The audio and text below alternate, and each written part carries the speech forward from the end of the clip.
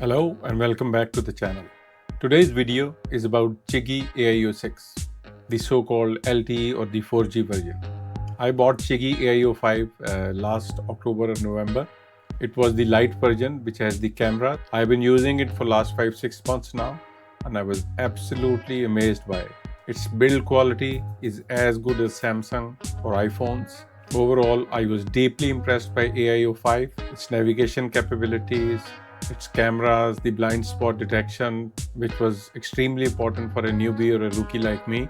It gives me that added level of comfort and safety and security while I'm riding. So with that in mind, the moment I heard that Chigee is going to introduce a 6-inch version, I immediately made plans that I'm going to buy that. My only problem with AIO-5 has been perhaps not because the AIO-5, but because I need reading glasses now for reading or looking at devices. So sometimes it's difficult for me to read what was being shown on AIO-5 during navigation. I thought 6-inch is going to be the perfect size. I had seen a lot of videos of alternate like CarPlay or some other navigation devices, but CarPlay 7-inch was too big. I actually saw one of my fellow riders with that device, and I definitely think with my height, the CarPlay 7-inch was blocking parts of the TFT because you're looking at an angle. So that definitely was a no-go for me. More so since I had used AIO-5, I thought the interface, the build quality, everything of AIO-5 as compared to CarPlay or some other, including Garmin as well, was way better. So the moment Chigee announced AIO-6, they announced it on Kickstarter. I immediately subscribed for it and I end up getting one of the devices from their initial lot. I received it roughly a week or 10 days ago. So today's video would be about AIO-6, everything that you need to know, and my honest review, and then you can decide for yourself if it is worth the hype or not. So in today's video, I will be covering unboxing of the item that I received, its activation, initial setup, installation, road test. In the road test, I'll show you different dashboards they have, blind spot detection, CarPlay functions, wonder wheel control, and then its comparison with AIO-5, both in terms of size and some other functionalities, including camera output, the new app itself, and the LTE 4G functionality. So let's start rolling. So this is what I received from them. The BMW quick release module. This was an optional accessory that I bought. There was a shock resistant frame, which was a gift for the Kickstarter early campaign subscribers. The AIO-6 box itself, it also came with an IoT SIM. And with this SIM, I also bought a subscription that was provided by Chigee for data services from Do locally, a tempered glass film. The device box had some goodies, some souvenirs, different type of mounts, etc. So I started off by first installing the memory card. It takes maximum 256 gig memory card and the IoT SIM. You need to look at the instructions on Chigee site, how to insert both of them. By the way, here I would like to mention the attention to detail that they give. They provide this specific screwdriver that you see on the screen, which is used to open this side panel, which is obviously waterproof, where you have the memory card and the SIM. So it provides some safety from being stolen or somebody takes it and take it out. So it's not possible unless you have this specific head screwdriver. And then the quick release module, the cameras, again, very well made, excellent quality, and the frame as well as the screen protector. So first step, I activated my device, quite intuitive, self-explanatory. You can see, however, I did face a problem. As I was activating, I kept getting this message that 4G module is getting upgraded, but it would fail every time it would attempt to do that.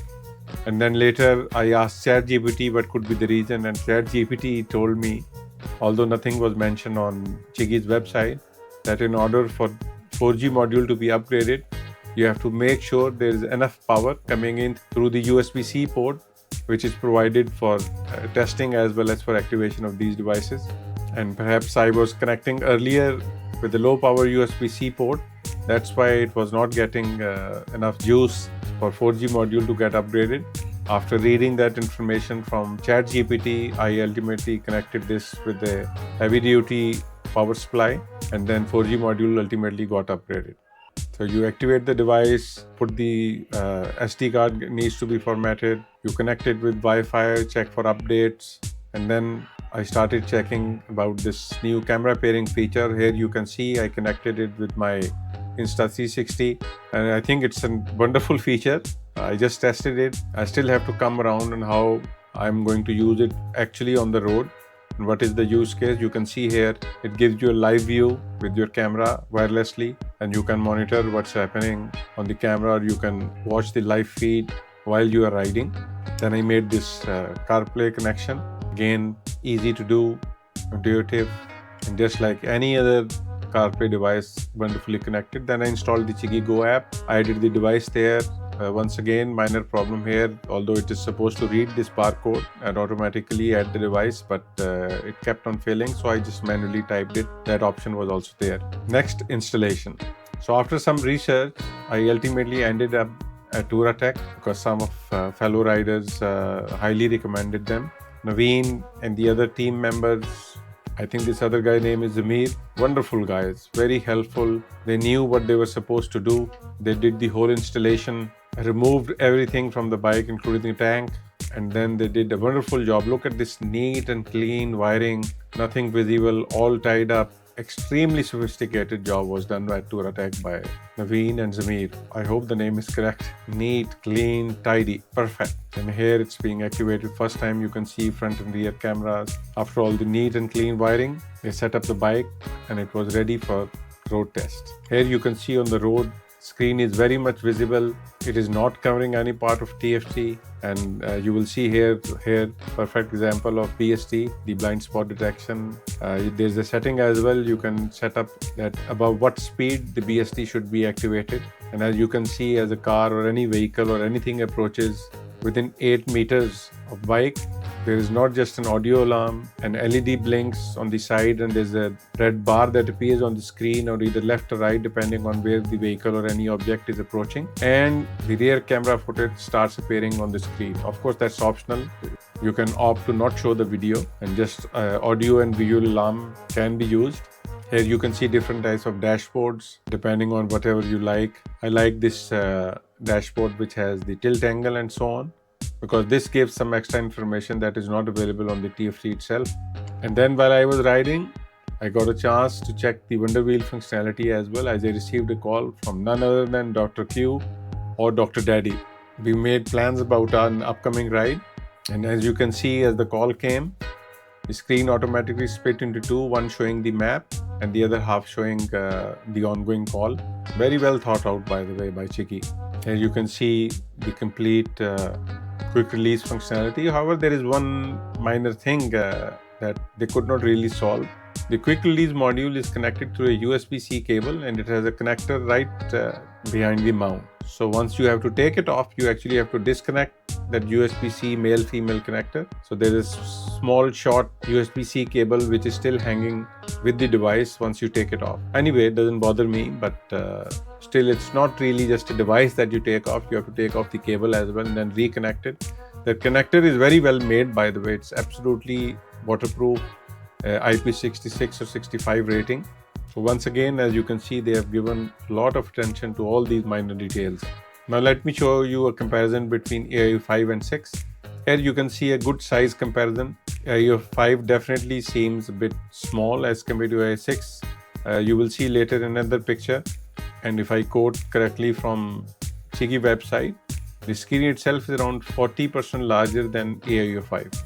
Here is a static display of AIO-5 and 6. And now let me show you a comparison between the camera feed from both AIO-5 and AIO-6. So you can see this is a high resolution camera. It's full HD, 1080p and 60 frames per second, whereas AIO-5 had 720p and 30 frames per second. You can see the difference in quality actually. This is the front camera. And there is also some minor difference between the recording from both front and rear cameras. Here you can see bottom of the video from both AIO-5 and 6. They are both identical as far as bottom part of the video feed is concerned. But if you look at the top part, you will find a lot more information on AIO-6, which was not there in AIO-5. There you can see a lot of information, RPM, gears, tilt angle as well. Now let me show you the Chigee AIO app. Although the app existed earlier as well, but the only functionality with AIO 5 was that you could download videos from there. Here on the screen, you can see the basic interface when you click on your device, which has been added in the Chigee Go app. It is showing battery voltage and it is giving you live location in that small map thing that you can see on the screen. If you click on it, it shows you the map expanded. You can see where your bike is. So either you or someone in your family can actually track you live wherever you are using this application. Or if God forbid your bike gets stolen, cannot happen in UAE for sure, but you can track your vehicle as well. Similarly, there is a section which is under feature settings where you can geofence your bike. So if your bike goes out or comes within that area, you will get an alert on your app. There's some other settings like speeding alert, low voltage protection, and some SOS settings. So in case if bike or Chigee observes any accident or sudden bike tilt, it sends you a notification to those SOS numbers. Here you can see the geofencing settings, both external as well as an internal radius. And then this functionality, you can remotely wake up your Chigee. Even if the engine is or bike is turned off, it will remotely wake up Chigee, as you can see here. Then it connects with it and it turns on its camera. You can switch between front or rear camera. So it's just an added security feature if you have parked somewhere. So you can remotely check around your bike. So this is what the LTE or 4G functionality comes with. That geofencing, live tracking, and these remote camera monitoring. Wonderful feature. I don't know how did they even thought about it. So that's it for today. My personal opinion, I'm extremely happy that I bought the 6-inch device. I can actually read map, and in case you are wondering, I paid 5,080 Hong Kong dollars, which is roughly I think 2,400 dirhams, for everything that you saw, including the SIM and subscription for 1 year. That's all for this time. I hope you liked the video, and I further hope that you learned something and it will help you make a decision whether you want this device or not. Don't forget to like, subscribe, share and comment. See you next time. Thank you.